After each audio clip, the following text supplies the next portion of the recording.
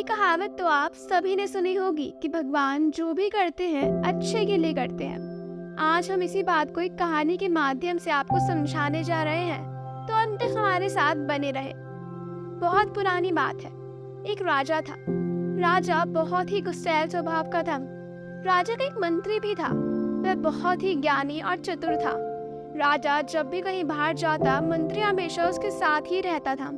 मंत्री अक्सर एक ही बात कहता था, भगवान जो भी करते हैं अच्छे के लिए करते हैं। एक दिन की बात है, राजा कुछ कार्य कर रहा था। तभी राजा की उंगली में कुछ लग जाने से राजा की उंगली कट गई। राजा को बहुत दर्द हो रहा था। पास में मंत्री जी भी खड़े थे। तभी मंत्री जी बोले, राजन चिंता ना करिए, सब ठीक हो जाएगा।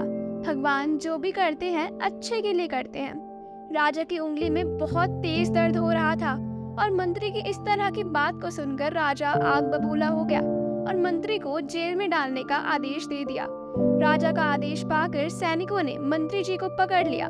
राजा ने मंत्री से पूछा, मंत्री जी अब आप जेल जा रहे हैं, क्या अब भी आप यही कहोगे, भगवान जो भी करते हैं अच्छे के लिए करते हैं? मंत्री जी जेल जाते जाते भी बोले, भगवान जो भी करते हैं अच्छे के लिए करते हैं। कुछ दिनों बाद एक दिन राजा शिकार खेलने जंगल गया। तभी एक हिरण का पीछा करते करते राजा अपने सैनिकों से बिछड़ गया और जंगल में काफी अंदर चला गया। जंगल के अंदर एक आदिवासी कबीले के लोगों ने राजा को पकड़ लिया और उसकी बलि देने के लिए कबीले के मुखिया के पास ले गए। कबीले के मुखिया ने राजा को बलि के लिए तैयार करके लाने के लिए कहा।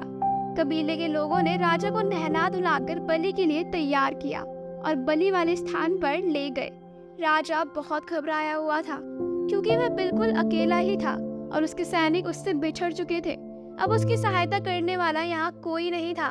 उसे सिर्फ भगवान पर भरोसा था।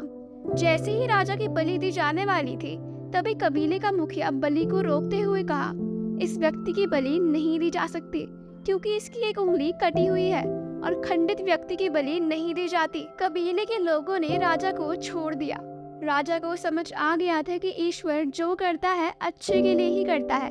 अगर उस दिन राजा की उंगली नहीं कटी होती तो आज उसकी बलि दे दी जाती।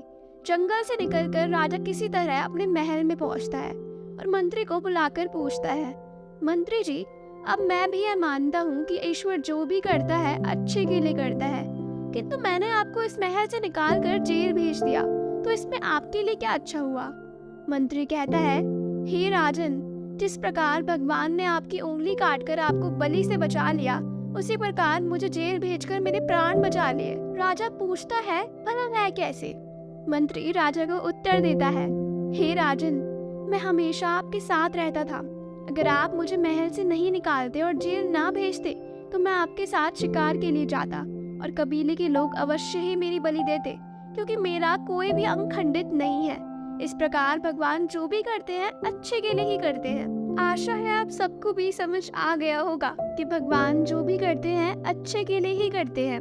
इसलिए व्यक्ति को कभी भी अपने जीवन में निराश नहीं होना चाहिए।